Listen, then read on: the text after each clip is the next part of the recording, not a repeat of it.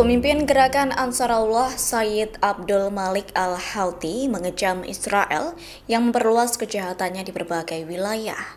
Menurutnya, aksi ini ialah wujud kriminalitas dan kebangkrutan. Dilaporkan dari English Al-Mayadin, Sayyid Abdul Malik Al-Houthi menyatakan bahwa agresi Israel terhadap Yaman pada Rabu 10 September tak menunjukkan pencapaian apapun. Pernyataan itu disampaikannya dalam pidato yang berlangsung pada Kamis 11 September. Diketahui dalam pidato itu ia membahas perkembangan terbaru agresi terhadap jalur Gaza dan dampak regional dan internasional yang ditimbulkannya.